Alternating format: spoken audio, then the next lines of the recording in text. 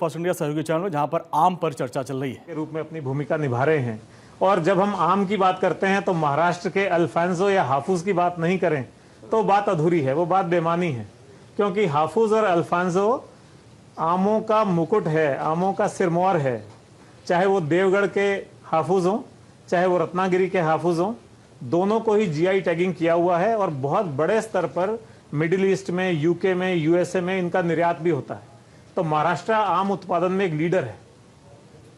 अब दूसरी बात यह है कि हम यहाँ मैंगो फेस्ट क्यों कर रहे हैं, जेसी मैंगो फेस्ट क्यों कर रहे हैं, तो उसका कारण यह है कि अब राजस्थान में भी जब से राजस्थान नहर आई है, सिंचाई के साधन हो गए हैं, नदियों का पानी आने लग गया है और कुछ ईश्वर की कृपा है, बरसात भी पिछले कुछ सालों से अच्छी होने लग गई है, तो यहाँ सिंचाई के साधन उपलब्ध हो गए हैं। तो अब यहाँ भी आम पैदा होने लग गया है। जयपुर, दौसा, भरतपुर, अलवर, इस साइड में आम है।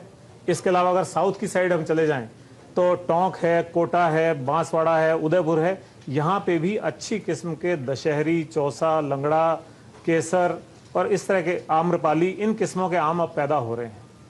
जो आपने बात कही समय समय पे कृषकों के उत्थान की बात कही, तो ये एक बड़ा गेम चेंजर हो सकता है। राजस्थान में जैसे जो कैश क्रॉप्स हैं, चाहे वो जीरा हो, चाहे वो मिर्ची हो, चाहे वो धनिया हो, चाहे वो टमाटर हो, मूंगफली हो, इस तरह की चीजें कैश क्रॉप है जो किसान को समृद्ध बनाती है। तो ये आम इनका लीडर है, लेकिन फलदार पौधे और आम की खेती, इससे कृषकों को निश्चित तौर पे उनका आर्थिक उन्नति हो सकती है, उत्थान हो सकता है, ये गेम चेंजर हो सकता है। और प्राइमरी रूप से ये जरूरी नहीं कि पूरे आम के खेत हो जाएं, बल्कि अपने खेतों की मेड़ पे अगर सभी किसान आम या ऐसे फलदार पेड़ पौधे लगाना शुरू कर दें तो बहुत उपयोगी हो सकता है। और महामहिम की उपस्थिति में मैं दो विषयों पे खास तौर पे ध्यान आकर्षित करना चाहता हूं, क्योंकि जब हम आपको कोई बात बताते हैं तो निश्चित तौर पे हम उम्मीद करते हैं कि सरकार के स्तर पे भी वो बात जाएगी और उसका कहीं ना कहीं अच्छे ढंग से परिणति होगी। एक तो चीज़ है कि इसको हमको टूरिज्म से जोड़ना चाहिए सर।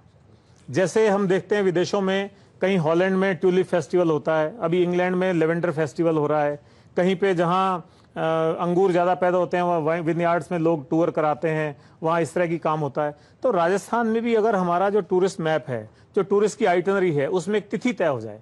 जैसे हम यहाँ पे लहरिया उत्सव करते हैं, सावन उत्सव करते हैं, तीज उत्सव करते हैं और वार त्योहार करते हैं, तो आम का भी एक बड़ा उत्सव राजस्थान में शुरू हो सकता है। और इसको अगर हम अपने टूरिज्म कैलेंडर में डाल देते हैं तो निश्चित तौर पे आने वाले समय में देशी विदेशी पर्यटक यहाँ आकर के आम उत्सव और फलों के उत्सव का आनंद ले सकते हैं। तो